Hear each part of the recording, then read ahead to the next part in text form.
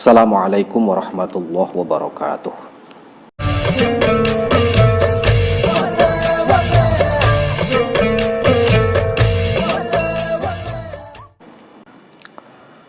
Para sahabatku sekalian, mari kita lanjutkan tema-tema yang sebelumnya. Tema kali ini adalah tentang Nabi Adam alaihissalam sebagai penghuni sementara di surga. Para sahabatku sekalian, setelah Allah Subhanahu wa ta'ala memperlihatkan para malaikat penyelewengan, kemaksiatan, kedurhakaan yang iblis lakukan kepada Allah, yang asalnya dulu para malaikat itu tidak mengira, atau malaikat itu mengira iblis adalah makhluk yang sempurna. Dan disitulah akhirnya Allah Subhanahu wa ta'ala mengusir iblis dari surga, mencabut semua kedudukannya sebagai penguasa langit dan bumi sebelum itu. Allah Subhanahu wa ta'ala berfirman di dalam surah Al-Hijr ayat 34, qala fakhruj minha fa innaka rajim. Ayat seterusnya, wa inna 'alaikal la'nata ila yaumiddin. Allah kata kepada iblis, wahai iblis, keluarlah kamu dari surga, dan sesungguhnya laknat, kutukan itu tetap menyertaimu sampai hari kiamat. Terusirlah iblis dari surga, dan dia tidak bisa masuk ke dalam surga, dan menetaplah Adam alaihissalam di surga sendirian.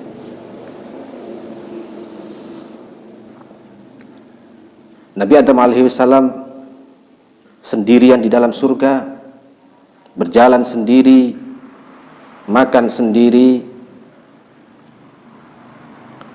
minum sendiri, tidur sendiri, tanpa ada yang mendampingi.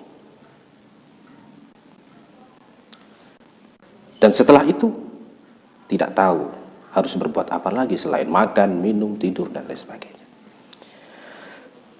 Kemudian Allah Subhanahu wa ta'ala membuat Nabi Adam tertidur. Dan di saat Nabi Adam tertidur, Allah mengambil tulang rusuk Nabi Adam sebelah kiri, kemudian merapatkan tulang rusuk yang diambil tadi dengan dagingnya Nabi Adam sendiri. Tulang rusuk yang diambil, disitulah awal mula penciptaan Sayyidah Hawa alaihassalam. Dan di saat itu Nabi masih tertidur.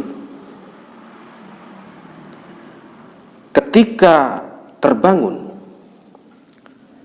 Nabi Adam alaihissalam terkejut. Tiba-tiba ada wanita cantik yang ada di sampingnya. Nabi Adam bertanya, wahai engkau, siapa kamu? Siti Hawa menjawab, aku ya seorang wanita. Nabi Adam agak terkejut. Loh, kenapa kamu ada di sini, wahai seorang wanita? Siti Hawa menjawab, saya di sini untuk mendampingi kamu, wahai Nabi Adam. Malaikat melihat percakapan mereka berdua untuk menguji keilmuan Nabi Adam yang diberikan oleh Allah Subhanahu wa ta'ala. Malaikat bertanya, wahai Adam, siapa nama wanita ini? Spontanitas Nabi Adam alaihissalam menjawab, Hawa.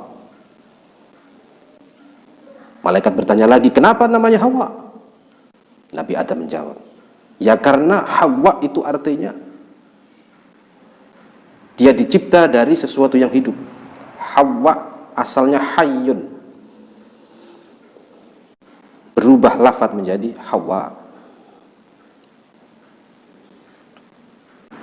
Para sahabatku sekalian yang dimuliakan Allah, selanjutnya Allah menikahkan Nabi Adam dengan Siti Hawa serta menjadikan Hawa itu pendamping dirinya.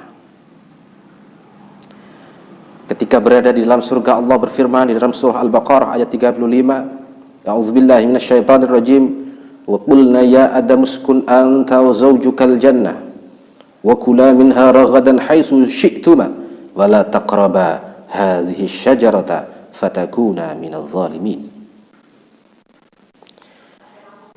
Allah berfirman, wahai Adam, tinggallah kamu di sini beserta istrimu di surga.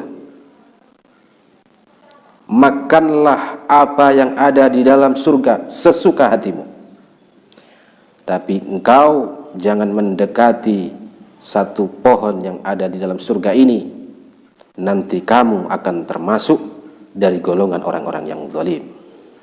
Tatkala Allah Subhanahu wa ta'ala menempatkan Adam dan Hawa di surga, Allah Ta'ala membebaskan mereka berdua memakan apa saja yang mereka mau, kecuali buah yang ditentukan Allah untuk tidak boleh dimakan.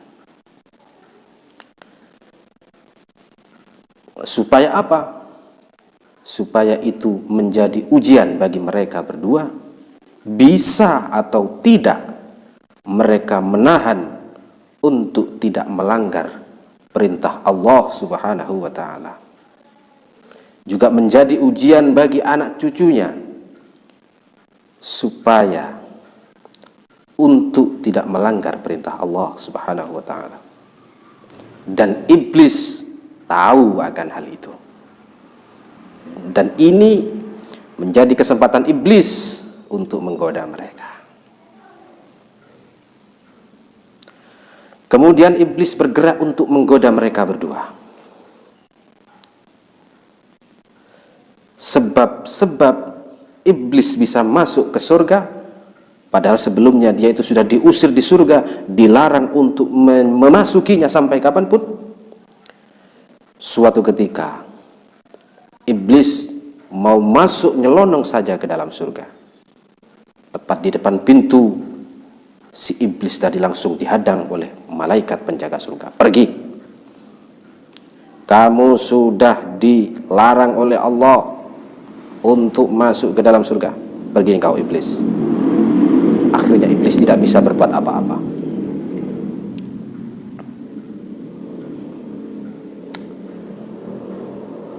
Dan iblis akhirnya berpikir, dia memutarkan otaknya, bagaimana caranya supaya dia bisa masuk ke dalam surga.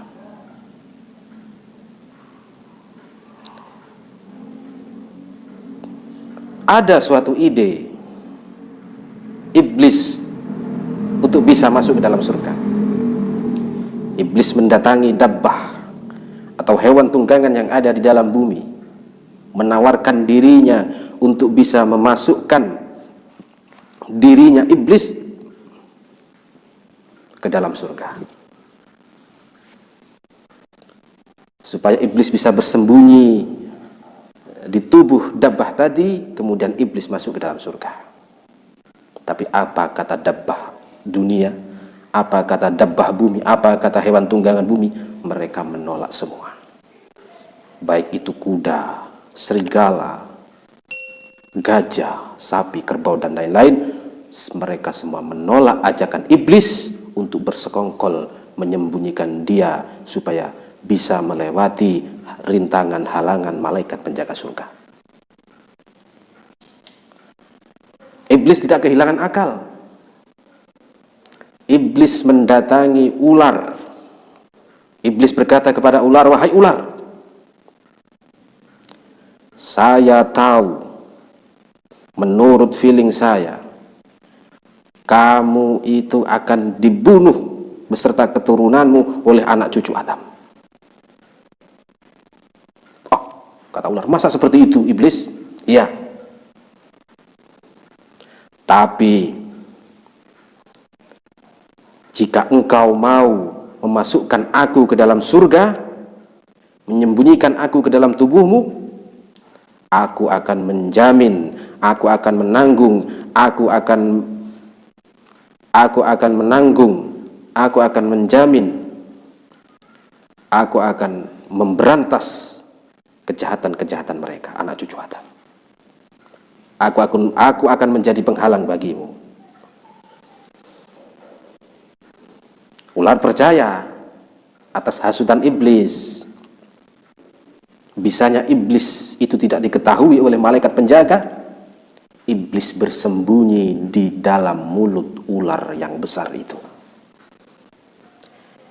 Iblis bersembunyi di antara taring-taring ular.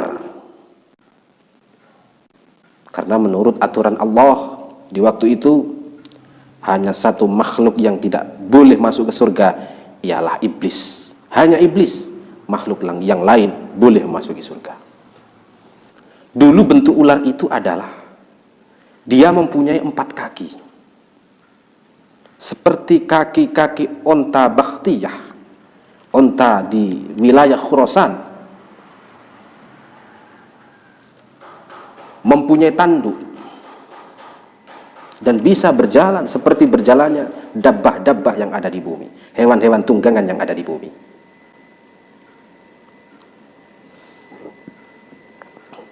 Nah, karena persekutuan atau persekongkolan antara iblis dengan ular, maka Allah menghilangkan 4 kakinya dan menjadikan ular tersebut berjalan dengan perutnya, yaitu melata.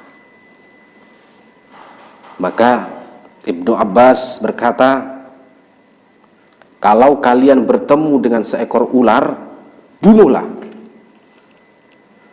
kuburkan bangkainya.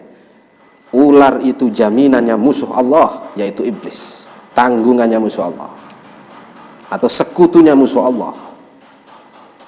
Mungkin cerita ini ada di part 2. Sampai di sini dulu, para sahabat-sahabatku sekalian. Semoga Anda selalu dilimpahkan Allah Subhanahu wa Ta'ala. Lanjut ke part 2. Assalamualaikum warahmatullahi wabarakatuh.